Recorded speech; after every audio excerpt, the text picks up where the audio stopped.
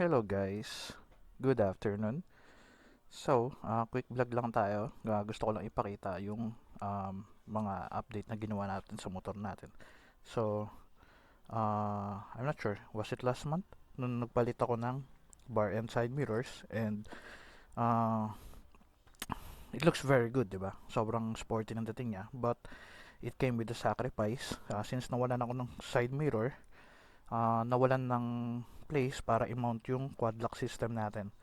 Then, nag-research ako, tanong-tanong, ganyan, and sinabi nila na ito daw yung ginagamit nila. However, nung bumili ako na ito, kasya naman yung quad lock, pero hindi mo mailagay yung phone.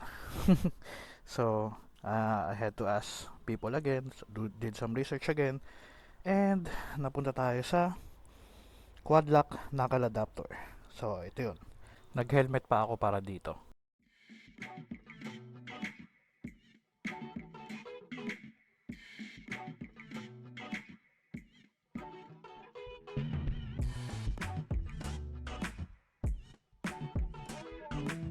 So medyo na doble yung workload natin doon kasi since hindi ko pa hinigpitan to, hindi ko na pala siya mahihigpitan kapag kinabit ko na to. So I had to dismount it again, tapos hinigpitan ko yan, then binalik ko to. Tsaka maling pagkakabit natin. Kanina nilalagay ko dito yung screw, dito pala dapat. Importante to kapag maglalagay kayo ng mga ganito kasi yung camera natin may mga optical sensor or stabilization siya na nasisira sa vibration ng motor, lalo sa mga big bikes. Kabit na natin sa cellphone. So before, case lang talaga mayroon tayo.